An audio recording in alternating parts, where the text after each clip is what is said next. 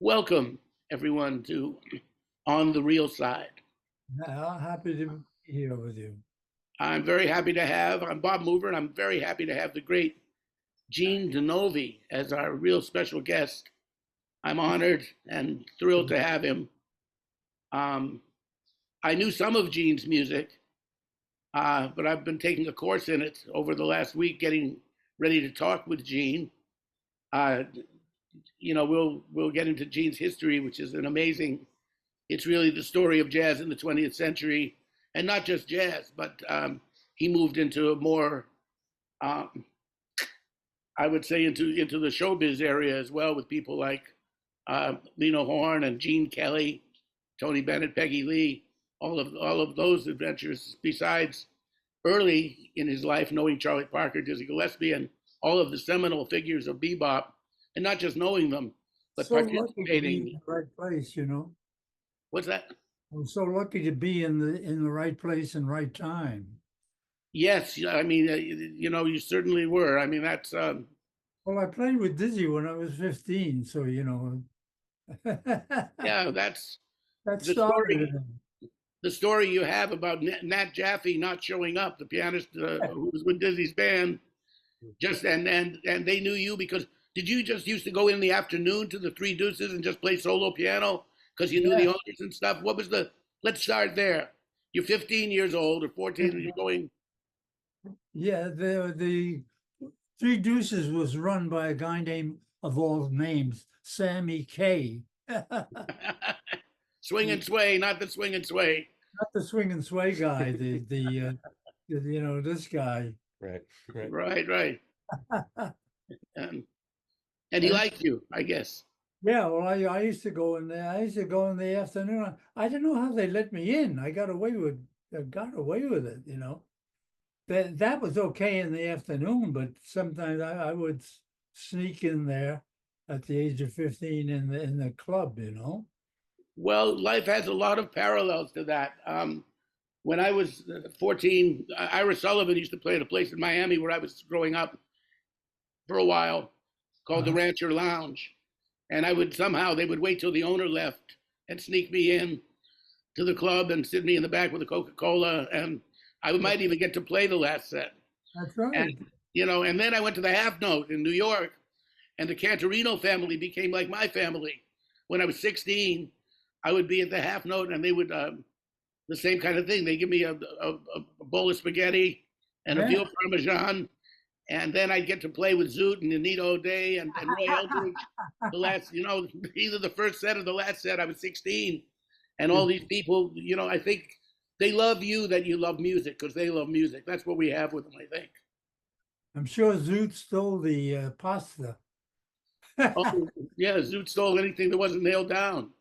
No, no, he didn't. Zoot was a what? Yeah. I know you grew up with Al Cohn. I studied with Al Cohn as well. Yeah. I studied arranging and He was 2 years older than me, and Johnny Mandel. We were all in the band at Child's Paramount. that was the big theater for those of you who don't know. Childs was the Paramount Theater was like the Palace to vaudeville. I mean, I guess the Yeah, yeah, well, the yeah, Fillmore East or whatever. It was the big day club of its day. Al sat next to me and on the bandstand. So I was 15, he was 17. I can't imagine Al was ever 17. And Al Cohen and Johnny Mandel were writing good then. They were Wow. already writing good, man. Oh man, Johnny Mandel was playing trumpet at that time too, right? He was. My silent teachers. Oh yes, we have those. Yeah, you had the best. I mean, I uh, I would study with Al when I was 16, and I go up to his studio, which was right down the street from Jim and Andy's, and we would have the lesson, and he told me harmony is counterpoint, Yeah. and he would illustrate that, and he had me write for two horns, just a line just for one horn playing the melody, the other playing counterpoint, and then he brought it up to three horns, and that's until I was writing for a section. And afterwards, he'd take me to Jim and Andy's, and he would sneak me red wine spritzers disguised as Coca Colas. Yeah. And I'd sit and drink. I studied, I studied with drinking with Al Cohn and Zoot too.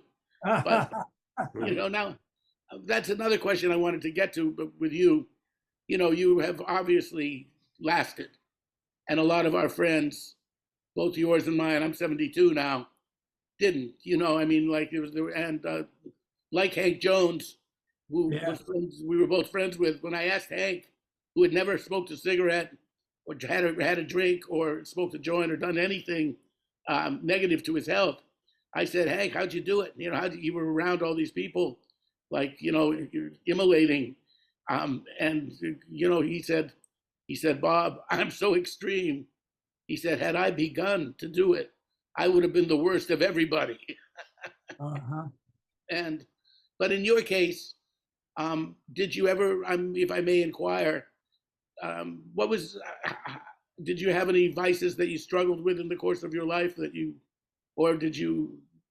Well, the first thing was staying away from all of those guys who had a problem, Yeah. you know, if you worked with a group with them, you'd have to drive 200 miles out of your way so they could, do the things that kill them early. Yeah. Right, and I had to say, well, it got me to playing for singers is what it did, is that what happened? I was on the bandstand at Birdland and I turned around and everybody in the bandstand were junkies, everybody on the bandstand. So that's how I said, no, I don't think I want to live with these guys, And Right, but yet you played with people like, for instance, to cite one example, who I'm really curious about, Tony Frisella, oh yeah, who was not exactly a teetotaler. yeah. Well, he did. There was some tea involved, but not the kind, not Lipton's. Right. But He you was know, he was a sweet man. We took care of him, We looked after him. We knew what he was a bad boy, but we loved this. Red Mitchell discovered him, discovered really. Tony. So Red was growing up in the hood too with you guys. He was. Yeah, he used to come over to the house in Brooklyn with Red. Hmm. Harold Gronowski was the drummer. You know that name? You know these Not names? Harold Bernowski, no, but I know Red. I knew Red pretty well as a person, Right. But he wrote beautiful lyrics to that "I'll Be Seeing You," which I'm sure you know, that wonderful solo Oh, that yeah. Tony played on "I'll Be Seeing You." It's a magnificent 8 bars he plays on that. Yeah. Oh, it's a magnificent. Yeah, the chorus is just, it's the closest you get to Bird on trumpet. At Yeah. times, I think, he really understands the essence of that music. Well, I don't know where the hell that came from. That was beautiful, The gift he had. That Yeah, he record, was poetic, wasn't he? He was it's like a lyrical poet, Tony Frisella. Frisella. I was gonna say that recording that you did with Tony, is that in your home? The one There is one in there my is one. cellar. Yeah. Yeah, maybe talking mention Yeah. that. Yeah. Is that one with Brewmore? Is Pardon Brew me? on that? I recorded with him. He was wondering if Brew Moore is on that recording. Okay, yeah. Oh, Tony is. Oh, me. With Tony and you. Yeah. I know that Brew and Tony did a few things together. No, the thing with Tony was in the cellar in Brooklyn. He used to come there, and we only have the first records he ever made were in my cellar in Brooklyn. Right. Oh. Things like Donna Lee we did, and all of those pieces. Yeah. Yeah, speaking of Donna Lee, there's a very interesting story because, musicians have always debated the origins of Donna Lee and, oh, did Bird write it? Did Miles write it? And I was always in favor of that it would have been Miles because of the running eighth notes. But, but then the story of a song called Tiny's Con, Right. which is fascinating. I suggest anybody, we're not playing music on this program, but go to the internet and look up a song called Tiny's Con. Yeah, I know. Well, I was listening to it yesterday from 1946. Right, and Donna Lee was 47 or 48. Yeah, well, I was playing, that was me and Tiny and let's see, who else was there? Aaron Sachs was a very good clarinet player. Yeah, I knew him from Gene Krupa's band. There was a record he made with them that I had, That's a right. Krupa reunion band that Yeah, he Terry was Gibbs from. was on the one with Yeah, and Terry is another one who's still around, you guys. Julius Gibenko was his real name. Not too good for the marquee, but Yeah, we were roommates with Chubby Jackson's little band. oh man, I'm Toby and him and those kind of people, yeah, it's so funny how generations crisscross in this music. I knew Chubby very well because when I was in junior high school and high school, Chubby moved to Miami, and Duffy, his son, who died a year or two ago, was a wonderful drummer and a real prodigy. And I had just been playing my horn. I was about 15. I'd been playing for about 2 years. And Duffy and I both weighed about 240 pounds. We were huge, the two of us. And we would walk around our hallway in junior high school with dark glasses on, trading fours, scat singing, singing Bag's Groove in harmony. and I would go to Chubby's house every day after school, and Duffy and I would play just drums and saxophone, and we'd listen to records. Okay. And Chubby would hang out with us. And Chubby, when they had gigs, again, he was one of the people that would let me sit in the last set or the first set, and I would sit in with Chubby and Duffy when I could barely play. All I could play was blues. I copied a lot of Charlie Parker licks and didn't know what a chord change was, but I could play blues in F, and they would let me play.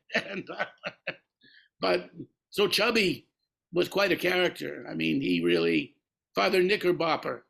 Yeah.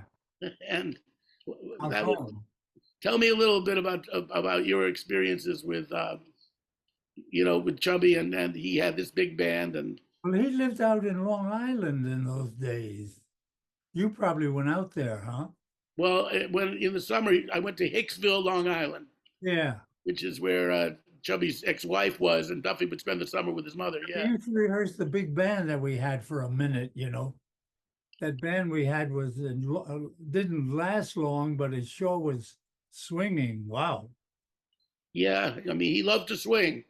He really, and he was, they called him Chubby the cheerleader, right? Because even you could hear him on Woody Herman's band, which Chubby was kind of famous for being the bass player on that. When you hear somebody all of a sudden go, yeah, that's Chubby, right? Well, Al Persino was the lead trumpet player. I knew Al too. I remember then we played the Royal Roost, and we were a big hit there. But I remember going into the men's room, and all of a sudden I hear this voice in the back talking very slowly, which is Porcino. Porcino, of course. Everybody did impressions of Al Porcino. He was sitting in where I couldn't see him, but I heard the voice, and he said, I knew the band was gonna swing, but that hard? But that tempo. That's right. That's what The guys used to kid around because Terry Gibbs used to talk very fast, Julius Gabenko. So what they would do is they'd put him on the phone, the two of them on the phone. Oh man, I can imagine that. And Al would be saying, Terry, I can't come with your band because I gotta mow the lawn. I can't come to New York to do that. So what do you mean, man? You got to do it. So it used to be the entertainment. Oh, that would be the entertainment. I mean, Terry Gibbs. well, Cats used to do Al Porcino impressions. When I was on Chet Baker's band, Al loved Chet Baker. Oh yeah. Yeah, so he would come down and hear us, and he would sit in with us playing jazz. And so we got to know Al pretty well, especially when he was living in Europe. Right. And we would say, our piano player used to do an impression of him ordering breakfast, and and I'll have toast with this and that. And there is a story that we may have to edit from this, but I got to tell it to you. I think you'll love it. Al was playing in Germany, and he was having a little dalliance, we may say, with this female club owner. And so one night, he brings his wife to the gig. It's like a Saturday night or something, and he goes upstairs to the office to get paid. He's the leader of the band. It's this little band he's got in Germany, and he's having this thing with the woman. So he's taking a little time in between sets. They get into something, and his wife starts wondering where Al is, and so she walks upstairs and catches Al, El Flagrante, I think they call it that, in a sexual act with the club owner. And Al turns, he told us this story, it's great. I said, so what'd you do, Al? He says, well, I turned to her and I said, it's not what you think.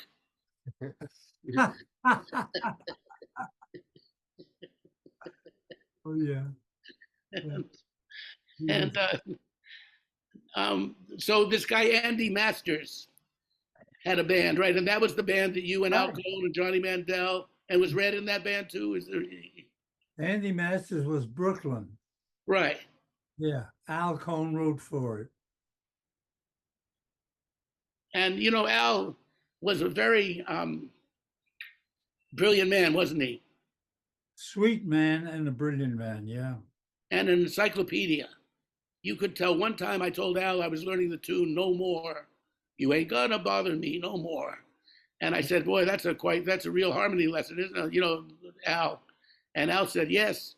And then he started calling the changes. It's very interesting how he moves this from this particular movement that goes on. I said, "Yeah, I found that fascinating too." He said, "Now that was written by Toots Camerata, who was an arranger for Billie Holiday and a saxophone player himself." Al told me the whole etymology of, everything you'd want to know in 2 minutes about No More, Al Cohn knew. Well, to this day, on Yesterday's, the Jerome Kern piece, Sure. I still play the changes that Al wrote for me. Really? Yeah, I never changed them. They're so perfect. I have some changes on that. In fact, that's a funny song. Yesterday's is one of those songs that everybody has their changes. Roll quarter notes for a while there, Right. The days I knew of happy, sweet, sequestered days, that part. Do, do, do, do, wee, do, wee, That's right. That's the part.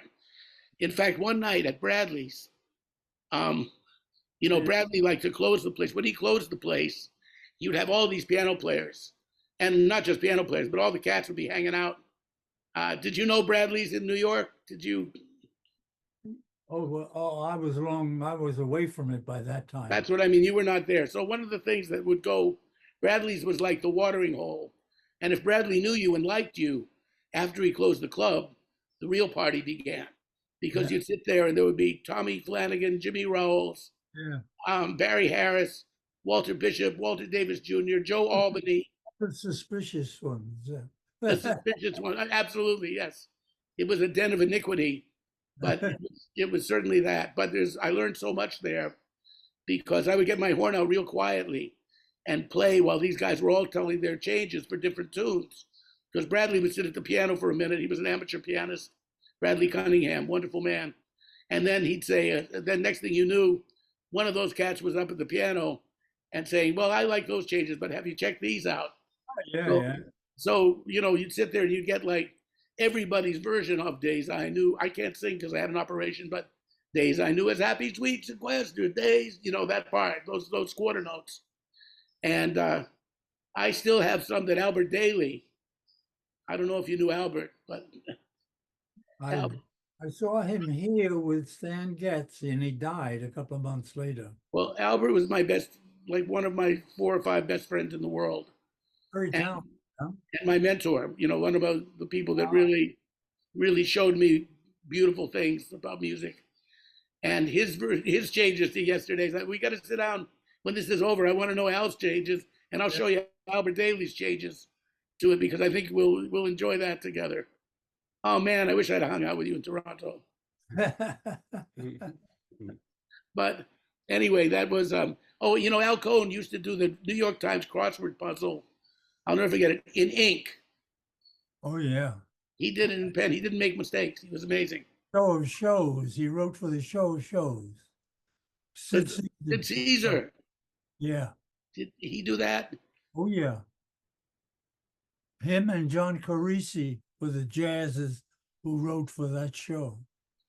Oh, because that yeah, the band was and Sid would play the tenor now and then, right? He had his Mandel, Al Cohen, uh, they were the guys who would come out of jazz writing for the orchestra. They knew about it, you know. yeah, well, Progress Hornsby. Remember Sid Caesar's character, Progress Hornsby? That's right. He'd say the personnel of the band. He'd say, and we tried to go. He got Joe Glotz on radar. They said radar. Carl Reiner would go radar in a jazz group. Why? I once told Sid Caesar about that because in L.A. I was working on the Sid Caesar show with Johnny Mandel and Al Cohen, you know. Oh wow! And Sid would say he warns us if anybody approaches the melody. Yeah. Oh man! So you knew Sid Caesar? Yeah, he was a strange cat. Oh, very odd fellow. I imagine, and Very careful, you know. He was very sensitive, you know. yeah, and definitely. Huh. Comedian. A lot of them were, you know, a lot of comedians were very sensitive. Yeah, well, I would say Sid was a kind of genius. He had this kind of nobody thought like that. I mean, I know Howard. I mean, Carl Reiner and Howard Morris must have had something to do with it. Right. He probably possessed genius, but he didn't understand it at all. Like Buddy Rich, you know, he never knew why he played like he played, you know. That's a part of genius that's like that. They don't really know. It's somewhere, you know. You probably got along with Buddy. Whoa, that's a long story. I was with him when I was a baby, you know. He used to scream at me because I played too much, you know, too many notes. And but I was about 18 years old, you know. We all play too much at 18. Anyway, so he called me into the dressing room and said, anyway, he screamed at me and hollered at me. I was in tears, you know. Wow. Bring that kid in here. And a couple of the trumpet players grabbed me, and then I had to, and Buddy says, listen, I'm a pretty serious guy too myself. I said, I thought to myself, he sure doesn't act it, you know. He was so, you know, he was so terrible. But yeah, he wanted to play like Basie, you know, splink, blink, blink. And that's all he wanted from me, you know. Right, that's a little restricting, isn't it? Yeah. But that band had Earl Swope in it, had Tommy. I remember. He was a great trumpet player. I'm trying to think of Earl Swope from Woody Herman's band played some beautiful things with that second herd. Very nice sound on trombone, Earl Swope. He was great trumpet players in that band. Yeah. well. There was Sonny Berman in the Yeah. first herd, and Ernie Royal. Yeah. Some of those guys were in Woody's band. Well, no, Al Pacino replaced Ernie Royal. Oh, okay. The guys in the band said when Al was in the band, they heard all kinds of new things that they never heard from Ernie Royal. They thought Tommy went past him, you know. Anyway, I think did we get off the track here? No, Yeah. we were talking about that, and then there were Well, you play. It's common, I think, to overplay when you're young. Roy Eldridge told me once when he heard me for the first time, I was 16. He said, man, you playing a lot of nice stuff, stuff I wish I was playing at your age. But must you play it all at once? He said, save the good shit for the turnaround. He said, and I Right. asked everybody in New York, what's a turnaround? I'd never heard the term before, so I bothered everybody. Roy Eldridge said I should save the good shit for the turnaround. What did he mean? And so you were self-taught really in the true sense of it until a certain point in middle age. Sort of younger middle age, where you did do some studying when you Yeah. moved to LA, right? You actually took up conducting and Well, no, composing and studying. in the beginning, I was studying with Al and Johnny Mandel, and Chuck Wayne was the guitar player.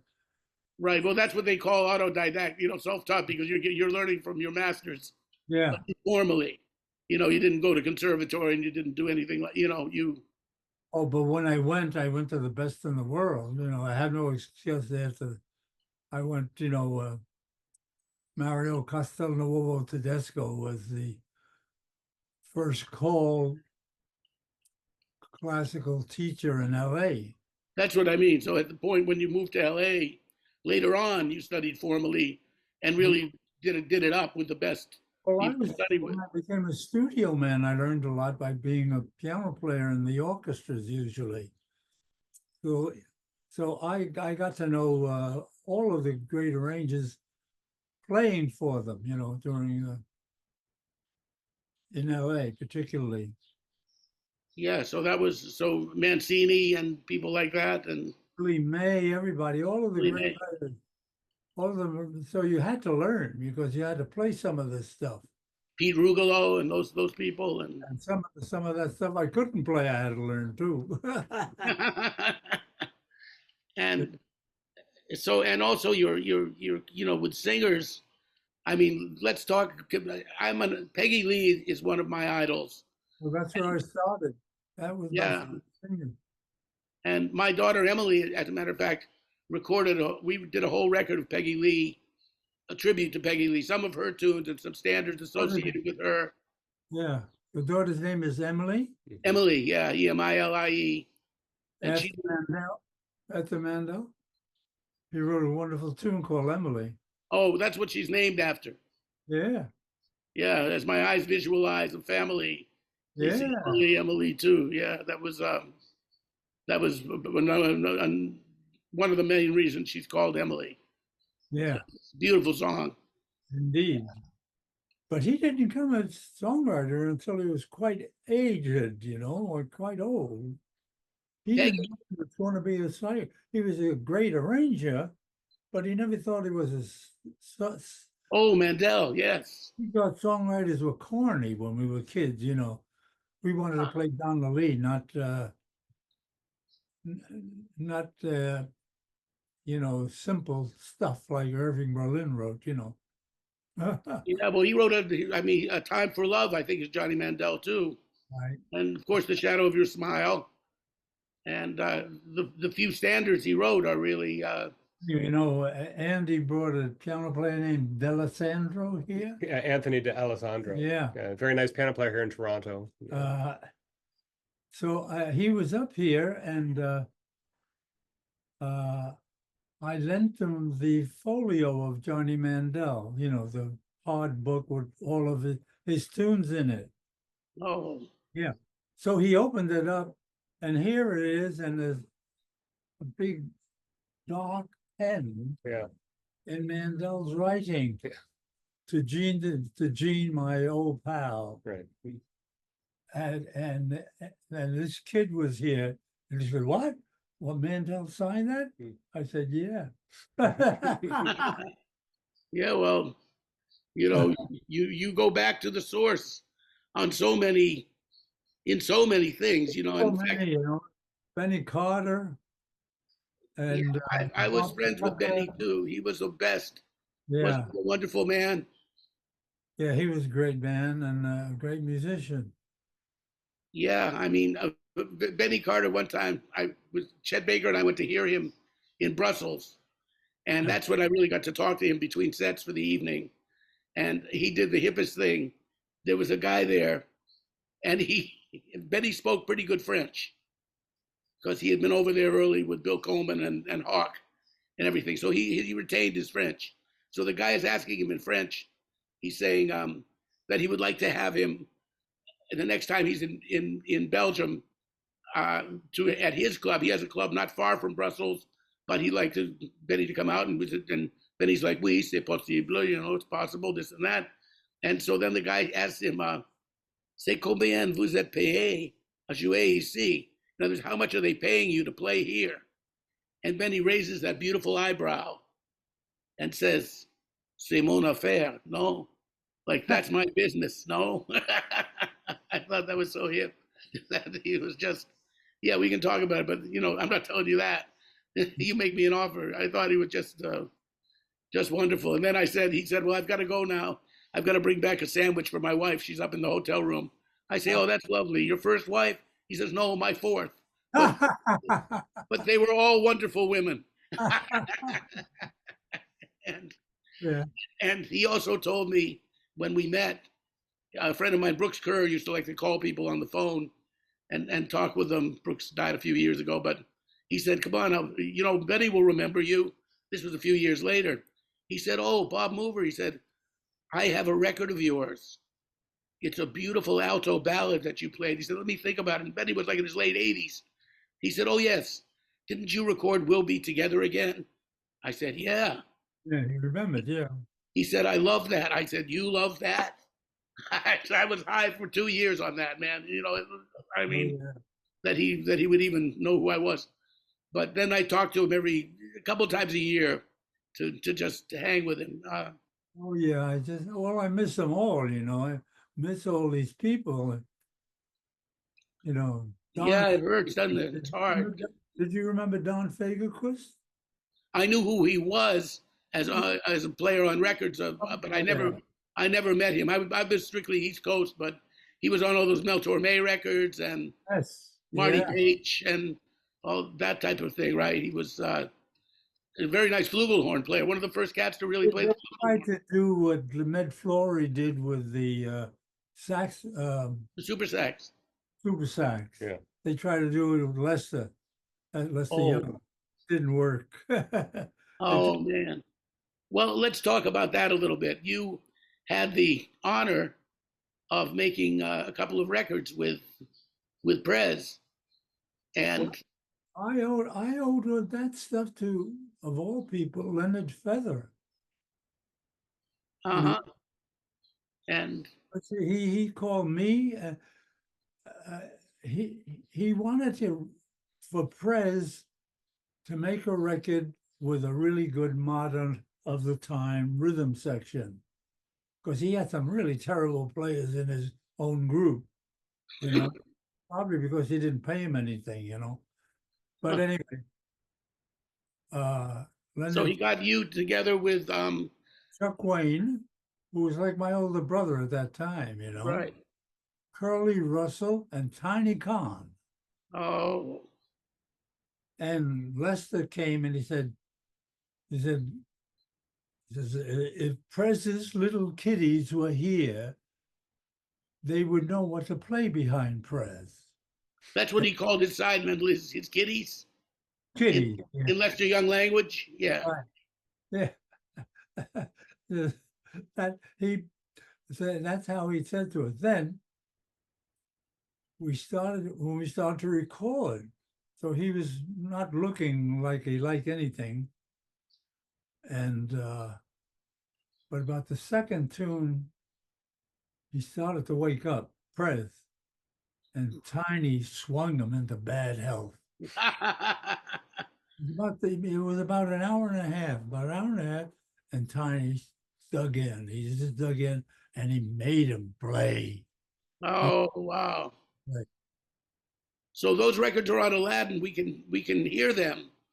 oh yeah, They're out there. I knew some of the Aladdin stuff, but the stuff I remember had Joe Albany, DB Blues, some of that. T for two. East of the Sun.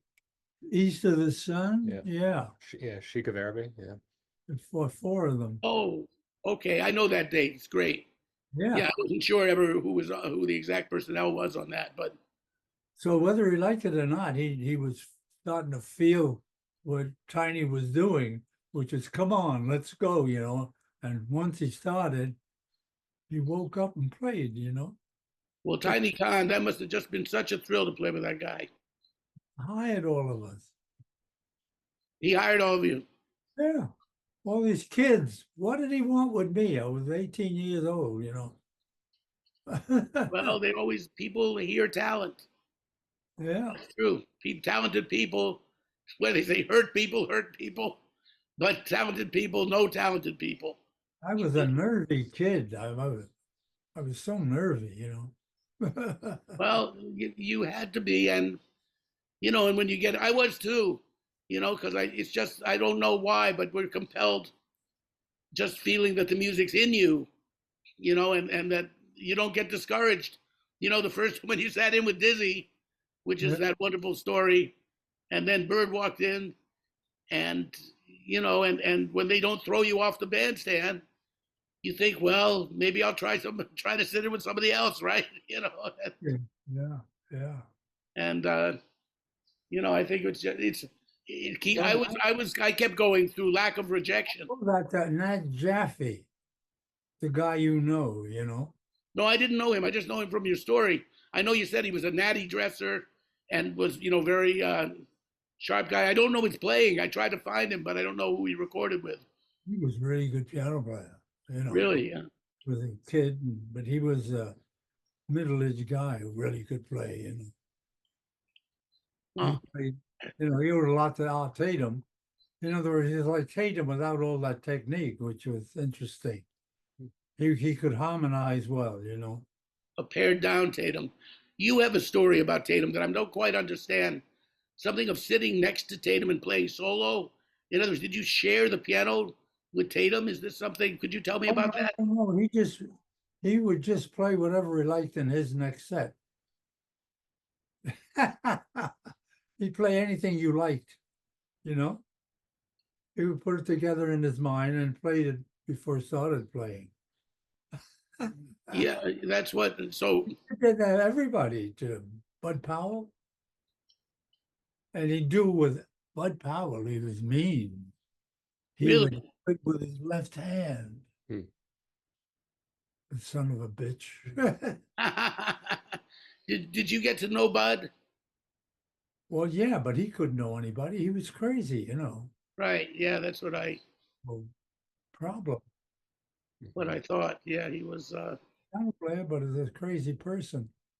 Well, there were sort of a few cats I could think of from that era. You're definitely the sanest one, but I had thought of some of the cats. I mean, Al Haig, for example. Oh, yeah, well, he was the oldest of us. He was oldest, and then came the Italian piano player. Dodo Marmarosa. Oh, he was a hell of a piano player. Wasn't he? Yeah. Wonderful. Yeah. Look him up, because I got it on the web one day. Yeah. What a marvelous player. Yes, he was. Yeah. Oh, he was wonderful. He has some nice records with Gene Ammons too. Beat up by Played some a duo. railway station and got crazy like Bud. Is that Same right? thing. Huh. What happened? How did he go crazy? I know he became crazy. Buddy DeFranco was with him, but some sailors, it was during the war, during World War II. And they came and they started to beat him up. Who came, Gene? I missed that. Like who beat him? Who? A couple of sailors. Some sailors, he said. Sailors. Oh my gosh. Came along that it would be great fun to kill this guy, you know, and that's what they did. But then Buddy got him away from them, but by that time he had his head was not right. Huh. I didn't know that. Wow, that he was traumatized that severely. Wow. Joe Albany was another wonderful piano player. Joe Albany. Farmington. These are all Italian American. Bill Trillia. These are all Right. Italian Americans. Right. Yeah, George Wallington, Bill Trillia. Yeah. Yeah, George Wellington, Bill Trillia, Dodo, you, Odo, yeah. And I know all he's the Italian, but the other cat you always talk about was Mel Powell too, right? He was Jewish. Yeah, I Bill know. Powell was Jewish, yeah, but Yeah, but he So was sort of part he's of the that. reason I play piano. Yeah. really, Yeah, but I think I have a rule. Never try to hang out with the people you're most in love with. Mel Powell was a natural, yeah, well, this I know.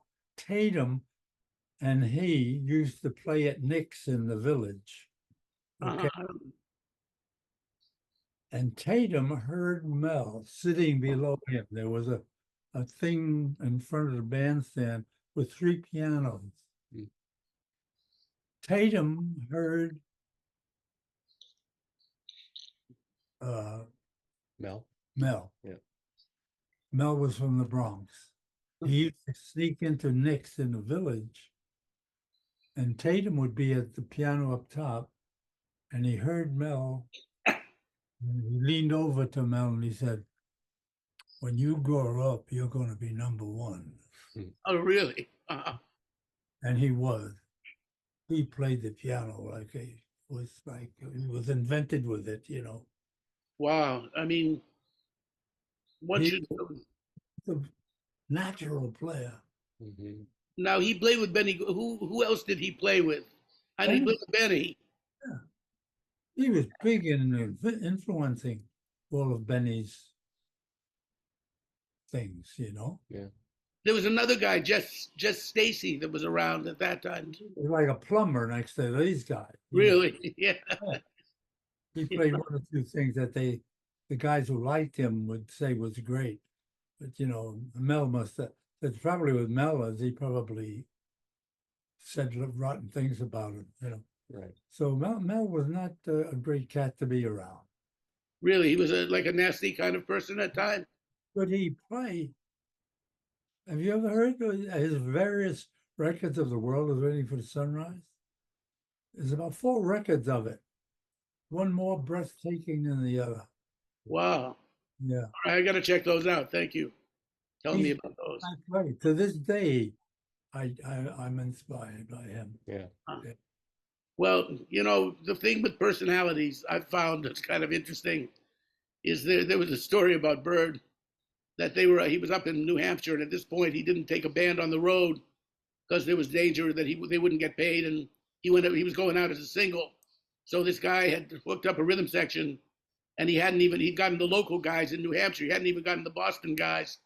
So Bird had a rhythm section that he didn't, and they weren't really making it.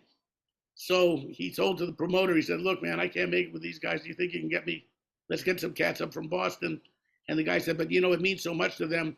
They were really responsible for getting you up here. And the piano player has another day job. He does this, and he's just a wonderful guy. He's got 4 children. He's got this." And Bird says, "Yes, I mean, I'm sure they're very nice guys and very fine gentlemen.